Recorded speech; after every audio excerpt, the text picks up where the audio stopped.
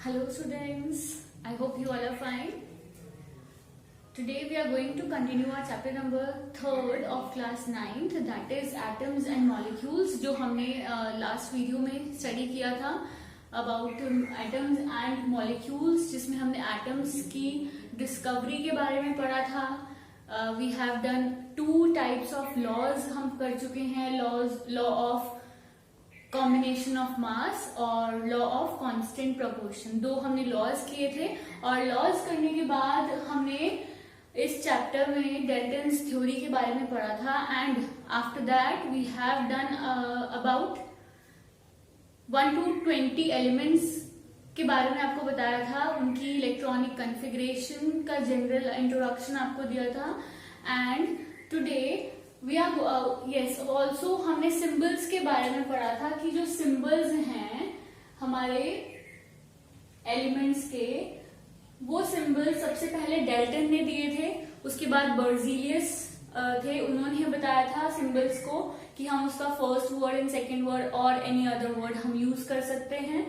और कुछ एलिमेंट्स हमने लैटिन वर्ड से लिए थे, जैसे सोडियम का नाइट्रियम से लिया है, पोटेशियम का केलियम से लिया है.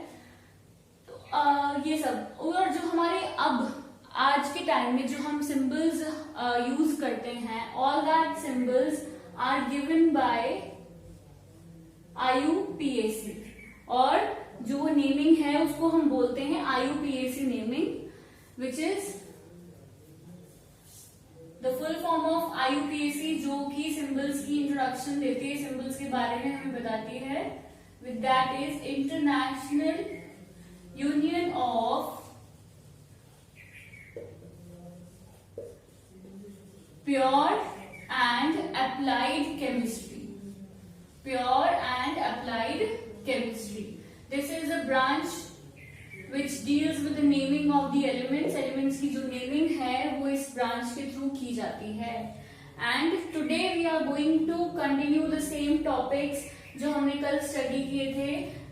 सिंबल पढ़ा था हाइड्रोजन का H, helium, neon Ne, argon, chlorine we have done, carbon, अलग अलग सबके हमने बारे में डिफरेंट एलिमेंट्स हमने पढ़ लिए थे. अब ये एलिमेंट्स जो हैं, ये जो सारे हमारे एटम्स जो हैं, ये एटम्स का कुछ ना कुछ मास भी होगा. अगर कोई एटम की हम बात करें, किसी भी चीज की बात कर रहे हैं, if they exist it means it must have a definite मास. अब हमने कुछ कहीं पे यूज किया था कि हाइड्रोजन का मास 1 होता है, हमने ऑक्सीजन का मास 16 यूज किया था, कार्बन का मास 12 यूज किया था. तो ये जो मासेस हैं ये आए कहाँ से, हाउ आर दे यूज्ड. हम अगर सपोज, चलो ठीक है, इनके एलिमेंट्स के मास भी हमें पता है, लेकिन जो नया इन्वेंट होता है कोई भी एटम, तो हम उसका मास कैसे फाइंड आउट करते हैं और कैसे हम उसको डेली लाइफ में यूज करते हैं. तो that we are going to know about what is atomic मास.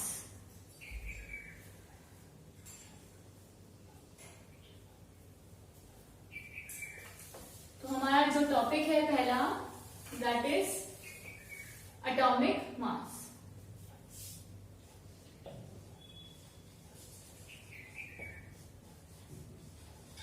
अब किसी भी चीज का अगर हम एटम की बात कर रहे हैं, तो एटम तो बहुत छोटा सा एक पार्टिकल है which we can not even see with our eye, है ना, हम आई से भी नहीं देख सकते. तो इन एटम्स का वेट मींस मास कैसे कैलकुलेट करेंगे हम.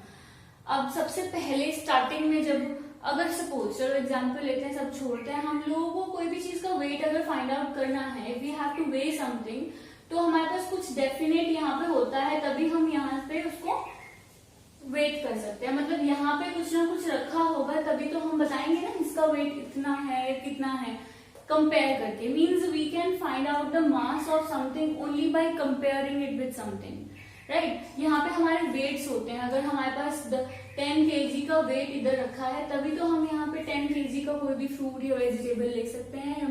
वी कैन टेक दैट, है ना, किसी भी तरीके से. तो मतलब मास कैसे फाइंड आउट करेंगे. अब हमें कोई चीज दे दी गई है, उसका मास फाइंड आउट करना है, कैसे उसको मेजर करेंगे.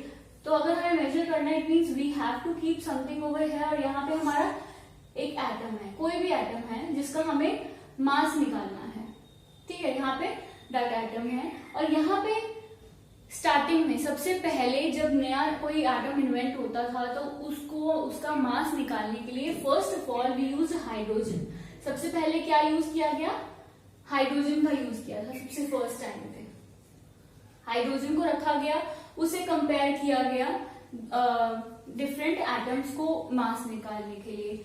Hydrogen when it did not satisfy with every atom, वो कंडीशन के अकॉर्डिंग नहीं कर पाया। उसके बाद ऑक्सीजन को यूज किया गया सेकंड नंबर पे। Oxygen was used, but oxygen से भी प्रॉब्लम हुई, ऑक्सीजन से भी हम मासेस को अच्छे से कैलकुलेट नहीं कर पाए। Then we use carbon. Third number पे हमने क्या यूज किया? कार्बन। अब कार्बन के भी दो टाइप की कार्बन होती है, एक कार्बन जिसका मास 12 होता है और एक का मास क्या होता है 14। दो तरह के कार्बन हैं, तो उसमें से कौन सा कार्बन हमने यूज किया है? यहाँ पे हमने यूज किया था 12 वाला, कार्बन 12 कार्बन। ऐसी एंड वन मोर थिंग, कोई भी एटम अगर दो मासेस होते हैं उसके डिफरेंट, तो हम बोलते हैं कि कार्बन के दो क्या है? आइसोटोप्स हैं। क्या है? आइसोटोप्स। दिस वर्ड अभी आप इसकी डेफिनेशन भी करनी है, बट अभी यहाँ के लिए आइसोटोप वर्ड अगर हम यूज कर रहे हैं तो आइसोटोप का मतलब होता है सेम एलिमेंट है, कार्बन ही है, कार्बन के ही दो एलिमेंट हैं और उन दोनों में से दोनों का नंबर तो 6 ही है, लेकिन एक का मास 12 है और दूसरे का मास 14 है। दो तरह की कार्बन हमारे एनवायरमेंट में एग्जिस्ट करती हैं, और यहाँ पे हमने कौन सा आइसोटोप यूज किया है? कार्बन 12 का आइसोटोप यूज किया है, ठीक है। तो मीन्स हमने कंपेयर करने के लिए to calculate the mass of an atom we take carbon 12 isotope, ठीक है। कार्बन 12 आइसोटोप का मास अगर हम बात करें, वी हैव 12 है ना, 12 है, तो कार्बन 12 जो है हमारे पास, कार्बन 12 का अगर कार्बन 12 का मास को 1/12 कर दें, 1/12 मास कितना आएगा? कार्बन 12 का 12 ही मास है, तो एक ही मास आएगा ना, तो उसको क्या बोलते हैं? 1 एटॉमिक मास यूनिट। क्योंकि जब हम मास पुट करेंगे यहाँ पे कार्बन का, तो कितना होता है? 12, तो कितना आएगा? 1 ही आएगा ना। तो यहाँ से यूनिट आ गई, जो एटॉमिक मास है, एटॉमिक मास की यूनिट क्या होती है? 1 AMU एटॉमिक मास यूनिट, और सिंपली 1 U भी लिख देते हैं, ठीक है। तो ये हमारे पास यूनिट आ गई किसकी? एटॉमिक मास की। अब यहाँ से डेफिनेशन हमने करनी है। What is the definition? अगर एग्जैक्टली बात की जाए कि हमने क्या किया है, कार्बन 12 आइसोटोप के साथ कंपेयर किया है एटम को, और कार्बन 12 के 1/12 मास से, ठीक है, किसे? 1/12 मास से। So atomic mass it is defined as, atomic mass कैसे निकलेगा? It is equal to 1/12 the mass of carbon 12 atom, मतलब कार्बन 12 आइसोटोप। अब देखो, सपोज 1/12 कितना है? 1, और 1 होता है। हमने इसको वे किया, ठीक है। वे करने के बाद क्या पता लगा कि इसका मास जो है डबल है। कार्बन का 1 हमने लिया हुआ है ना, 1/12 कितना होता है? 1, और इसका जब हमने कैलकुलेट किया तो इसका कितना आया? 2 आया इस एटम का। तो 2 का मतलब क्या है? कार्बन का कितना था? 12 था, और इसका 2 आया है, तो मीन्स 12 into 2 कितना होता है? 24। तो हमने यहाँ पे मैग्नीशियम रखा था, तो मैग्नीशियम का जब मास निकाला तो उसका क्या आया? 2 टाइम्स ऑफ कार्बन आया। 2 times of carbon means 24 atomic mass unit. तो यहाँ से मैग्नीशियम का हमें क्या मिल गया? एटॉमिक नंबर मिल गया, एटॉमिक मास मिल गया। तो इस तरीके से निकालना है। अगर ऐसे ही सपोज अगर यहाँ पे मैं बोलूं कि इसका जो मास है वो 1/2 आ गया, हाफ आया है, half means half of 1, half of 1। अब 1 किसके इक्वल है? 12 के, तो हाफ मतलब 6। तो यहाँ जो भी एलिमेंट हमने यूज किया था उसका मास कितना होगा? 6 होगा। तो इस तरीके से एटॉमिक मासेस जो है हम कैलकुलेट करते हैं। So we'll write down the definition of atomic mass now.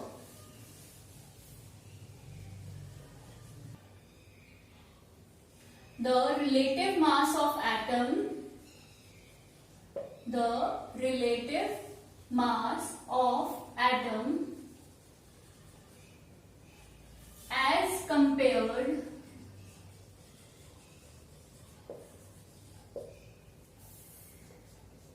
to 1/12 mass of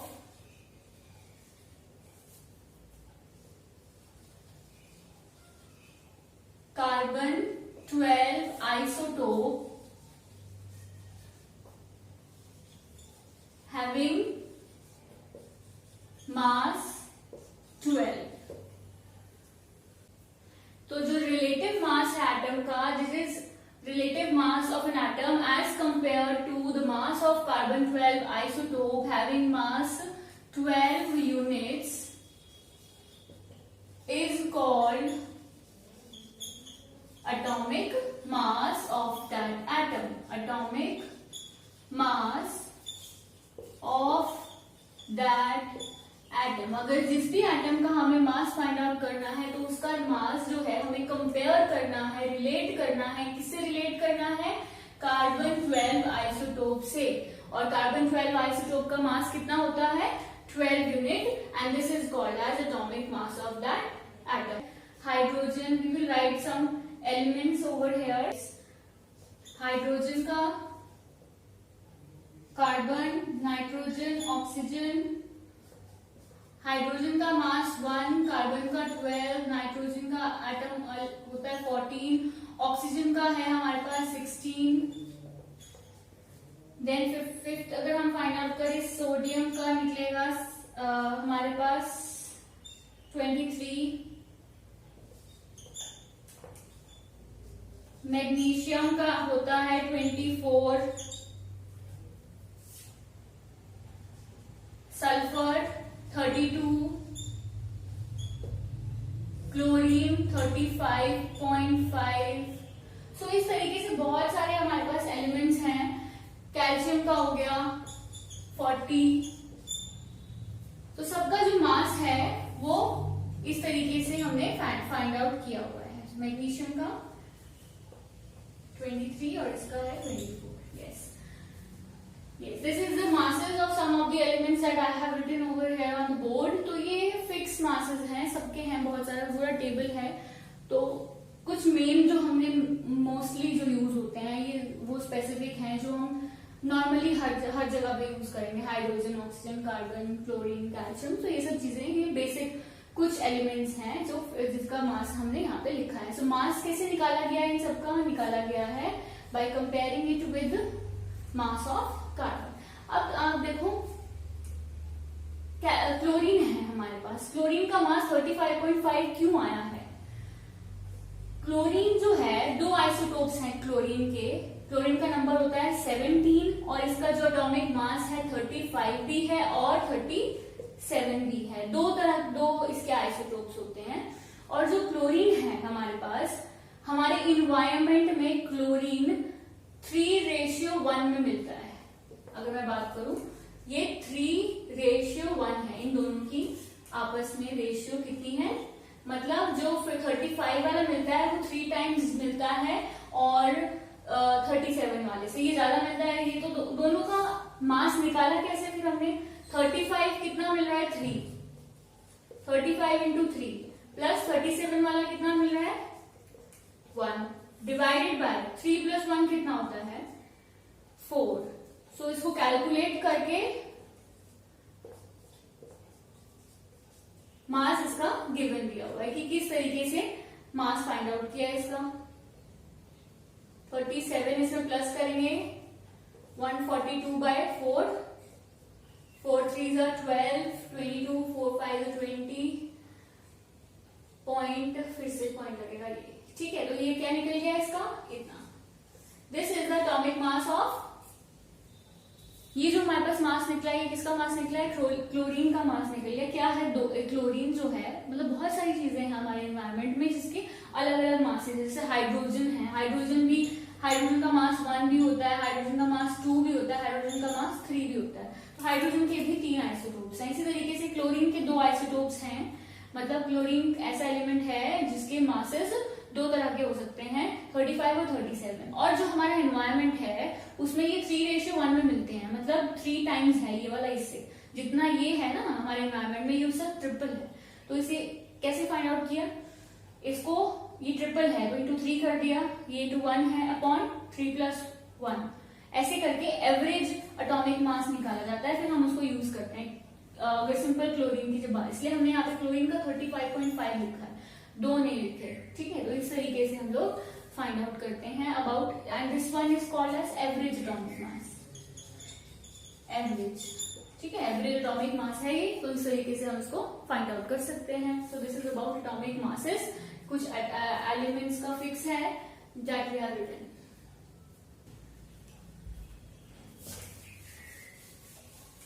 तो नेक्स्ट अब हमारे पास नेक्स्ट टॉपिक है हमारा मॉलिक्यूल्स। एटम्स कंप्लीट हो गया है, अब हमें पढ़ना है अबाउट मॉलिक्यूल्स। मॉलिक्यूल्स क्या है?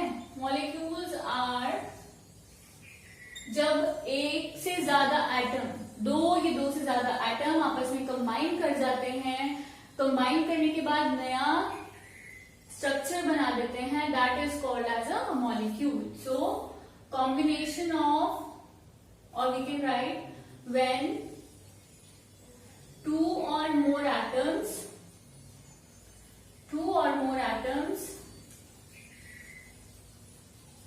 combine together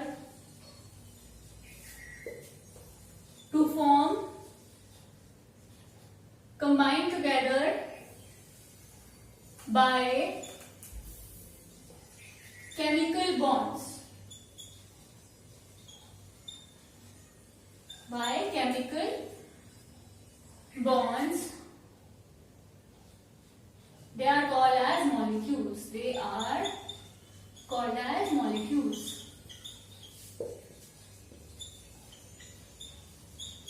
ये खाली एक एटम था, कोई भी ए जो है एक और ए से मिल गया, मॉलिक्यूल बना दिया, साथ में बी भी लग गया, कोई और एटम भी जुड़ गया, तो this is a molecule. Molecule हमारे पास सिंगल मॉलिक्यूल भी हो सकता है, डबल मतलब 2 से मिलके भी बन सकता है, 3 से मिलके भी मॉलिक्यूल की फॉर्मेशन हो सकती है। तो डिफरेंट टाइप्स ऑफ मॉलिक्यूल्स हमारे पास हैं विच आर एज। तो सबसे पहले हम पढ़ेंगे कि एलिमेंट से मॉलिक्यूल कैसे बनते हैं। Molecules of an element. Element क्या है, जो हमने अभी पढ़े थे सारे, वो सब क्या है, एलिमेंट्स ही हैं। तो उन एलिमेंट से मॉलिक्यूल कैसे बनेंगे? तो पहला यहाँ पे है मोनोएटॉमिक मॉलिक्यूल। मोनोएटॉमिक का मतलब है ये ऐसे एटम्स हैं जो किसी के साथ भी कंबाइन नहीं करते, they don't combine with any atom. Single atom जो हैं उनको भी मॉलिक्यूल बोला जाता है, क्योंकि वो किसी से भी कंबाइन नहीं करते। जैसे कि एग्जाम्पल है हीलियम, नियॉन, आर्गन, ये सब कंबाइन नहीं करते, they are as it is, जैसे हैं ये वैसे ही रहते हैं। इनको मोनोएटॉमिक सिंगल एटम भी कह सकते हैं, they can also be called as monoatomic molecule. इनको मोनोएटॉमिक मॉलिक्यूल, बिकॉज मोनो का मतलब 1 मीन्स सिंगल एटम, ठीक है। फिर दूसरा हम पढ़ते हैं डायएटॉमिक, डायएटॉमिक मॉलिक्यूल्स। अब डाई मीन्स 2, तो क्या होगा, 2 एटम्स मिलके बनाएंगे। 2 एटम्स ऑफ एलिमेंट की बात कर रहे हैं, एलिमेंट बनाएंगे अभी हम, 2 एटम्स बन रहे हैं। तो जैसे हाइड्रोजन और हाइड्रोजन मिलके क्या बना दिया, H2 बना दिया, 2 hydrogen, 2 oxygen, similarly 2 nitrogen can be there. तो ये क्या है, they are called as diatomic. ये सिंगल है ऐसे, और ये this is a kind like this, कि ये दोनों ने आपस में क्या बनाया है, chemical bond. Chemical bond means bond बनाया है, आपस में ऐसे नहीं साथ में बैठ गए हैं, they are not sitting, they are making the bond, तभी वो ज्वाइन होके एक सिंगल स्ट्रक्चर बना दिया उन्होंने। तो ये सपोज एक H है, ये H है, तो मिलके क्या बना दिया, H2। अब हम अगर बात करें ट्राइएटॉमिक की, तो ट्राई एटॉमिक में क्या एग्जाम्पल आ सकता है? Try means 3 atoms. अब 3 एटम्स जो हैं वो किसी कॉम्बिनेशन से बनेंगे? ऑक्सीजन के कॉम्बिनेशन से। We can make O3, oxygen oxygen oxygen. This O3 is called as ozone, इसको ओजोन बोलते हैं। ये ओजोन का स्ट्रक्चर है हमारे पास। तो इस तरीके से ये एक ऑक्सीजन, दूसरा ऑक्सीजन और ये third oxygen. Similarly we can make tetraatomic. Tetraatomic, tetra means 4 atoms. अब 4 एटम्स का मतलब 4 एटम्स P4 फॉस्फोरस 4 एटम्स बनता है। ऐसे सल्फर जो है 8 एटम्स जुड़ सकते हैं, S8। तो इस तरीके से डिफरेंट, अभी हमने क्या पढ़े हैं? ये एलिमेंट्स पढ़े हैं। मॉलिक्यूल ऑफ एन एलिमेंट, ये एलिमेंट्स हैं। एलिमेंट मतलब सिंगल जो होते हैं। कंपाउंड क्या होगा? जब एलिमेंट्स को मिला देंगे तो क्या बनेंगे? कंपाउंड। तो कंपाउंड भी हमारे पास डिफरेंट टाइप्स के होंगे। तो पहला ये हमने पढ़ा है मॉलिक्यूल्स ऑफ एलिमेंट्स। ये सब एलिमेंट्स हैं बिकॉज एक ही जैसा एटम जुड़ा है। O3 में O ही है तीनों, H2, O2, N2। जब डिफरेंट चीजें जुड़ने शुरू हो जाएंगी तो क्या बन जाएगा? कंपाउंड बन जाएगा। So next we are going to do molecules of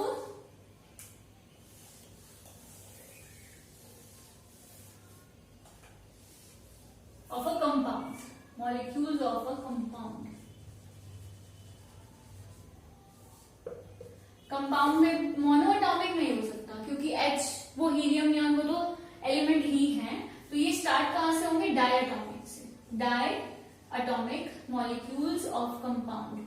डायएटॉमिक मतलब 2 मॉलिक्यूल आपस में कंबाइन हो रहे हैं। जैसे 2 एटम्स हैं, 2 एटम्स वो था same of different elements, of different elements. ठीक है ना, ये याद रखना।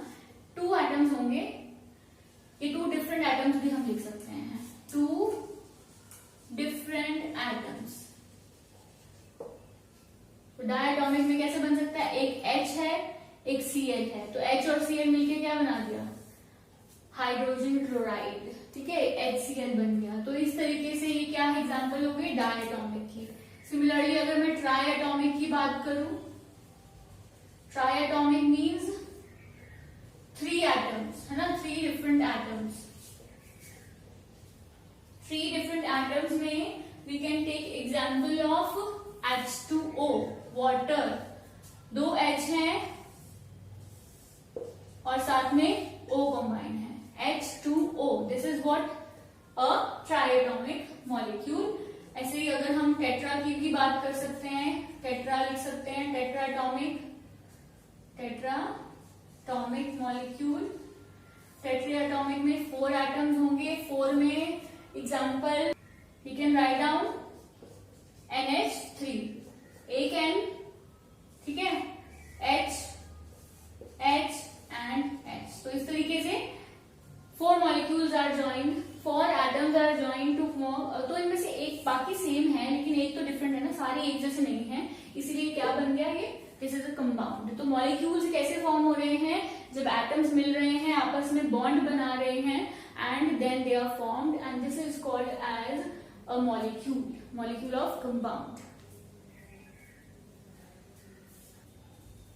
चलो, अब हमारा मॉलिक्यूल्स वाला टॉपिक ये तो हो गया कंप्लीट। अभी हमने मॉलिक्यूल को पढ़ा है। तो मॉलिक्यूल्स से मॉलिक्यूलर फॉर्मूला, एटम का एटॉमिक मास था, मॉलिक्यूल्स का क्या है? मॉलिक्यूलर मास है, मॉलिक्यूलर मास। तो जब हम सारे एटम्स को, this is the sum of all the atoms present in a molecule is called molecular mass। ठीक है, सबके एटॉमिक मासेस को जब हम ऐड कर देंगे, sum of all the atoms, sum of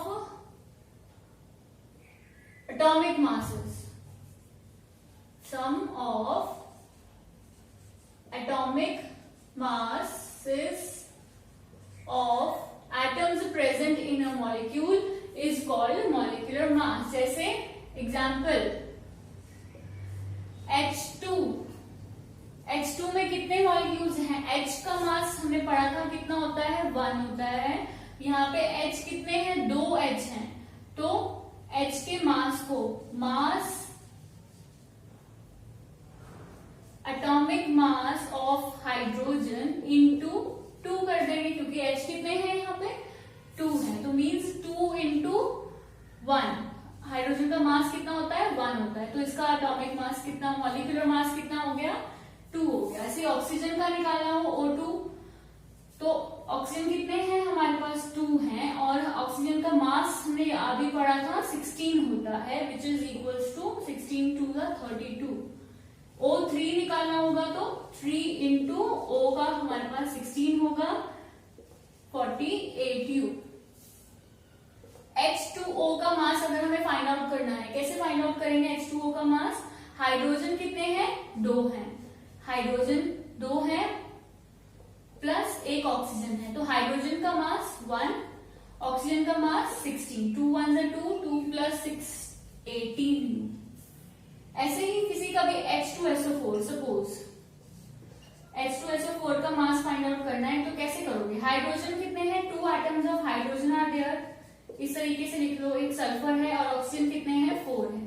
ठीक है, हाइड्रोजन हमारे पास एक हाइड्रोजन का होता है, सल्फर का मास होता है 32, ऑक्सीजन का कितना होता है? 16। So we have written over here, तो ये क्या हो गया? 2 plus 32 plus 64, which is equal to 98Q। तो यहां से हमने इस तरीके से क्या फाइंड आउट कर लिया? ये क्या है निकाले जो हमने, सबके क्या निकाल दिए? मॉलिक्यूलर मास निकाल दिया। जितने भी एटम्स प्रेजेंट हैं उनको सम कर दो, then it is called as atomic molecular mass. अब जैसे सपोज कोई बड़ा सा अगर आ गया, सपोज Al2SO4 थ्राइस, ये है, ठीक है, इसका मास निकालना है हमें। तो पहले तो याद हमें पता होना चाहिए डिफरेंट मासेस। एल्यूमिनियम का जो मास होता है 10,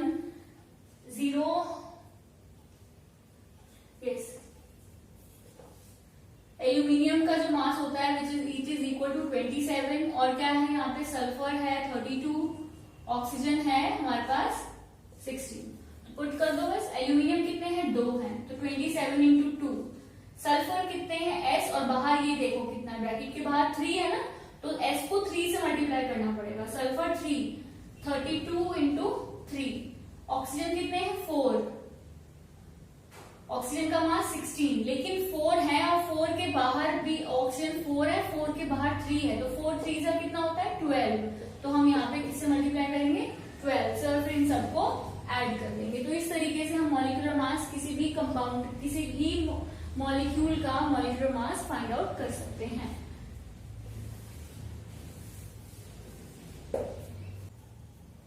अब नेक्स्ट हमारे पास मॉलिक्यूलर मास के बाद आगे है अबाउट आयंस। अभी आयंस क्या होते हैं? What are these ions? Ions are the charge, जो भी चार्ज एटम्स हैं, ये चार्ज मॉलिक्यूल्स हैं जिसके ऊपर कोई भी चार्ज होगा, they are called as ions. Ions means charges, ठीक है। अब वो चार्ज एटम के ऊपर भी हो सकता है, मॉलिक्यूल के ऊपर भी हो सकता है, और चार्जेस हमारे पास 2 तरह के हो सकते हैं, दैट इज पॉजिटिव चार्ज और नेगेटिव चार्ज। ये तो सबको ही पता है कि चार्जेस 2 तरह के ही होते हैं, न्यूट्रल भी होता है, but that is not a charge, है ना। तो चार्ज हमारा पॉजिटिव हो गया, नेगेटिव हो गया। पॉजिटिव चार्ज को बोलेंगे कैटायन और नेगेटिव चार्ज को बोलेंगे anion. This is the name of these ions. Positive charge cation and negative charge is called anion. So अगर इसकी हमें डेफिनेशन लिखनी हो तो क्या लिखी जाएगी? द एटम और group of atom having positive और negative charge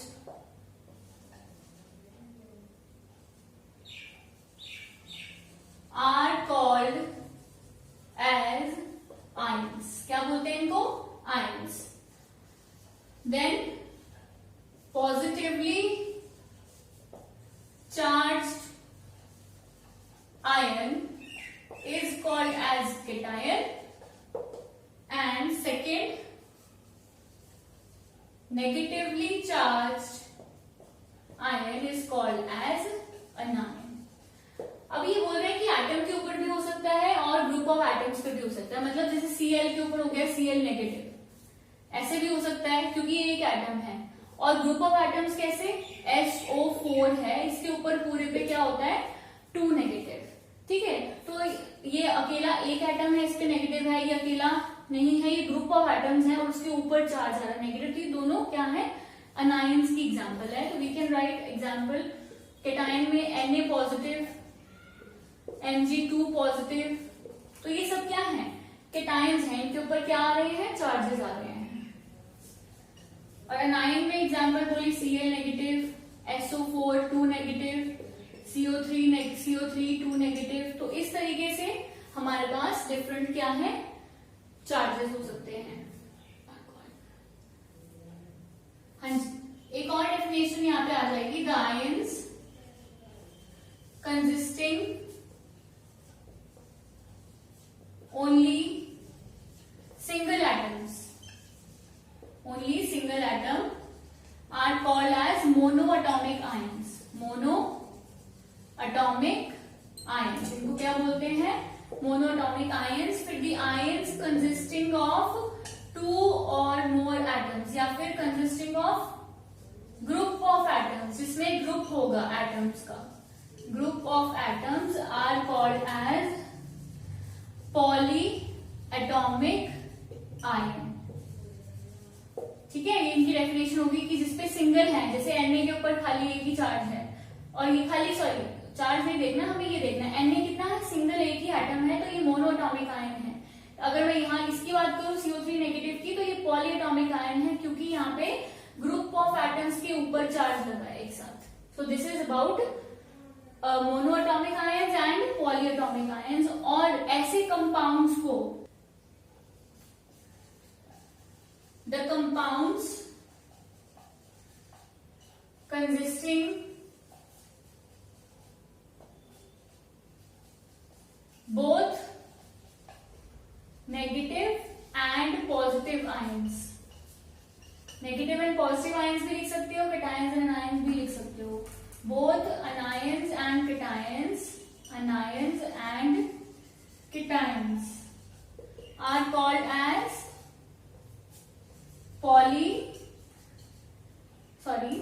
called as ionic compounds। ऐसे कंपाउंड्स जिसमें पॉजिटिव भी है नेगेटिव भी है, ऐसे कंपाउंड्स को हम आयनिक कंपाउंड्स बोलते हैं। जैसे आयनिक कंपाउंड्स की एग्जांपल क्या हो जाएगी,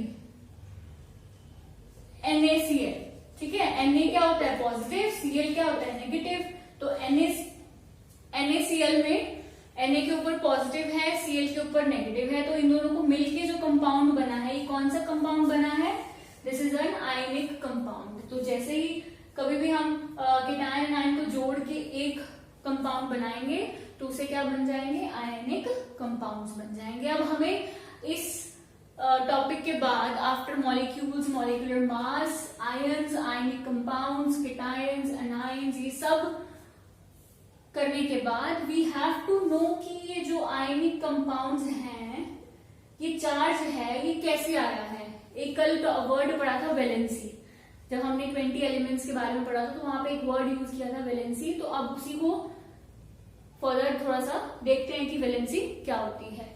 Rest you can note it down and take a screenshot if you want.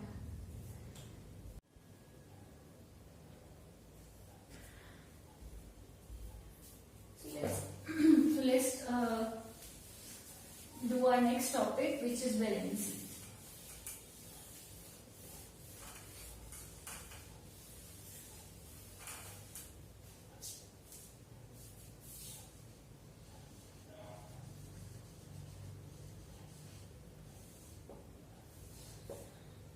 तो वैलेंसी की अगर हम बात करें, वैलेंसी जो है, वैलेंसी ऑफ मॉलिक्यूल, पहले वैलेंसी ऑफ मॉलिक्यूल के अकॉर्डिंग देखते हैं। सपोज हमारे पास कंपाउंड है, एग्जाम्पल लेते हैं पहले तो हम मॉलिक्यूल का एग्जाम्पल लिया हमने H2O, ठीक है, H2O एग्जाम्पल लिया, या फिर HCl ले लेते हैं, ठीक है, ये एग्जाम्पल लिया। अब आप देखो हाइड्रोजन का एटॉमिक नंबर होता है 1, एटॉमिक नंबर 1 है, और इसकी वैलेंसी भी हमने पढ़ी थी, वैलेंसी भी हमने बोला था 1 है। क्यों बोला था वैलेंसी 1? वो देखो हाइड्रोजन के पास एक इलेक्ट्रॉन है, और ये एक इलेक्ट्रॉन को डोनेट कर सकता है, एक ही इलेक्ट्रॉन को डोनेट कर सकता है, और क्योंकि ये एक ही इलेक्ट्रॉन को डोनेट कर सकता है, या फिर मैं बोलूं कि ये एक ही एटम के साथ कंबाइन हो सकता है। Hydrogen can combine with only 1 atom, hydrogen can combine with only 1 atom. और वही हम क्लोरीन की बात करें, क्लोरीन क्या है, 17 नंबर था, एटॉमिक नंबर 287, और ये 7 है, तो ये एक इलेक्ट्रॉन हमने बोला था, ये एक इलेक्ट्रॉन को एक्सेप्ट कर सकता है ताकि इसका ऑक्टेट कंप्लीट हो जाए। मतलब जो क्लोरीन है, chlorine can combine with only 1 atom, क्योंकि एक ही इलेक्ट्रॉन ले सकती है, तो या फिर सिंपल हम बोलेंगे कि एक एटम से, क्योंकि इसकी वैलेंस एक से ही कंबाइन कर सकती है, एक इलेक्ट्रॉन इसमें कम है, क्योंकि अब H भी एक इलेक्ट्रॉन से कर सकता है, Cl भी एक से कर सकता है, तो इस तरीके से दोनों की क्या हो गई, फॉर्मेशन हो गई। अगर मैं H2O की बात करूं, ऑक्सीजन, ऑक्सीजन 2,6, तो 6 है, कितने इलेक्ट्रॉन्स कम है, 2 इलेक्ट्रॉन्स, तो oxygen can combine with 2 atoms, 2 atoms कम है ना, तो वो 2 एटम से कंबाइन कर सकता है। इसीलिए H2O में O एक H से जुड़ा है और एक दूसरी साइड दूसरे H से ज्वाइन है। तो मतलब मॉलिक्यूल के केस में वैलेंसी क्या है कि कोई भी अगर हम एटम की बात कर रहे हैं तो वो एटम कितने दूसरे एटम से जुड़ सकता है, वो उसकी क्या है, वैलेंसी है। According to this valency of molecule, कि जितने एटम से वो जुड़ सकता है वही उसकी वैलेंसी है। 2 एटम से जुड़ सकता है तो 2 वैलेंसी है, एक से जुड़ सकता है तो 1 वैलेंसी है दोनों की। तो वैलेंसी की डेफिनेशन अगर हम लिखे इसमें,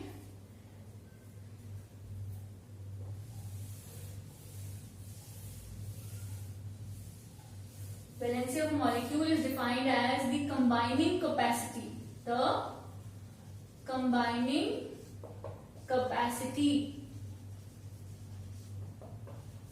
ऑफ एन एलिमेंट, कि कोई एलिमेंट कितने चीजों से कंबाइन कर सकता है, उसकी combining capacity of an element is called valency, is called valency, इसको वैलेंसी बोलेंगे। जैसे like hydrogen and chlorine can combine with only 1 atom, combine with only 1 atom, and hence their valency is 1. Hence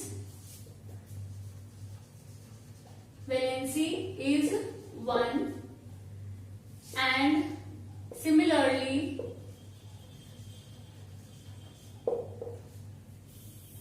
valency of oxygen is 2।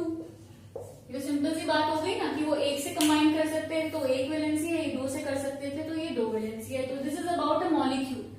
इसके बाद हमें पढ़ना है valency of an ion, valency of ion.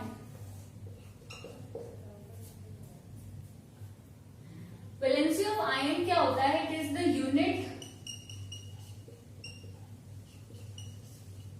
Units of positive and negative charge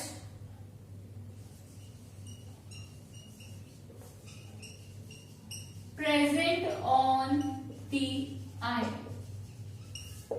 positive या फिर और लिख देते हैं, और negative charge present on the ion is called valency, is called valency. कैसे देखो, Na पॉजिटिव, Na के ऊपर सोडियम के ऊपर प्लस कुछ नहीं है, मतलब 1 है, तो Na की वैलेंसी कितनी है इसकी 1 हो गई। मैग्नीशियम पे 2 पॉजिटिव होता है तो इसकी वैलेंसी कितनी हो गई 2 हो गई। सिमिलरली क्लोरीन पे नेगेटिव है मतलब -1 तो 1 इसकी वैलेंसी है। चार्ज नहीं लिखना, वैलेंसी में सिंपल लिखते हैं। तो इस तरीके से इनकी वैलेंसीज हम लोग लिख सकते हैं bye checking the charge only. तो जितना चार्ज है उतनी ही वैलेंसी है। This is about ions. तो डिफरेंट है दोनों में। आयंस में चार्ज के अकॉर्डिंग हम वैलेंसी बता देते हैं और मॉलिक्यूल्स में हम लोग इनकी कंबाइनिंग कैपेसिटी देख के वैलेंसी बता देते हैं। बट एग्जैक्टली वैलेंसी कैसे फाइंड आउट होती है यू ऑल नो। अगर एग्जैक्टली अगर हम बात करें अबाउट वैलेंसी कैसे, अगर सपोज सोडियम है, सोडियम इज 11 2 8 1 तो एक इलेक्ट्रॉन है। अब ये एक इलेक्ट्रॉन को रिमूव करना इसके लिए इजी होगा या फिर ये 7, अब इसके पास 2 ऑप्शंस हैं। देखो ऑक्टेट कंप्लीट करना है या डुप्लेट। सेकेंड वाला थर्ड शेल है तो ऑक्टेट ही कंप्लीट होगा। अब इस केस में देखिए एक इलेक्ट्रॉन को ये लूज कर सकता है 1 इलेक्ट्रॉन या फिर 7 को गेन कर सकता है। दोनों तरीके से ऑक्टेट कंप्लीट हो सकता है। एक अगर एक इलेक्ट्रॉन निकाल दिया तब भी 2 8 रह जाएगा। 7 इलेक्ट्रॉन्स अगर गेन कर लिए तो भी 2 8 8 तब भी 8 हो जाएगा कंप्लीट ऑक्टेट। तो दोनों में से इजी क्या होगा? 7 चीजें हमने गेन करनी है वो इजी है या फिर एक चीज को लूज करना है वो इजी है। तो नंबर जिसका कम है ऑब्वियसली ये ज्यादा इजी है तो ये 1 इलेक्ट्रॉन को लूज करता है।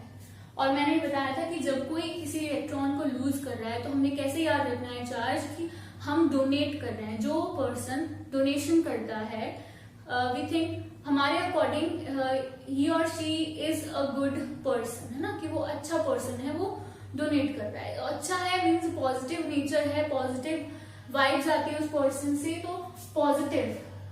तो जो लूज कर रहा है दैट इज पॉजिटिव। तो एक इलेक्ट्रॉन लूज कर रहा है, Na सोडियम ने एक इलेक्ट्रॉन लूज कर दिया, चला गया। अब पहले ये Na था, सोडियम था, अब एक इलेक्ट्रॉन जाने के बाद ये बन गया Na पॉजिटिव। इस तरीके से चार्जेस आते हैं।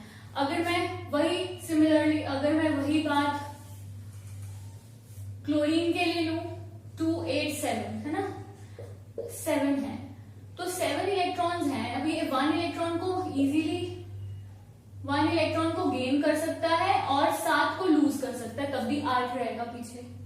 तो क्या इजी है एक इलेक्ट्रॉन को गेन करना। तो पहले ये क्लोरीन था, अब क्या किया इसने एक इलेक्ट्रॉन को गेन कर लिया। अब गेन करने के बाद ये 2 8 8 बन गया और 2 8 8 मीन्स Cl के ऊपर क्या चार्ज आ गया, नेगेटिव आ गया।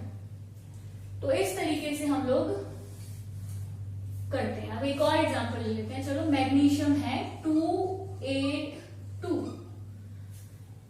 12 है एटॉमिक नंबर। तो अब देखो अब ये 2 इलेक्ट्रॉन्स को लूज कर सकता है और 6 इलेक्ट्रॉन्स को गेन कर सकता है। What is easy?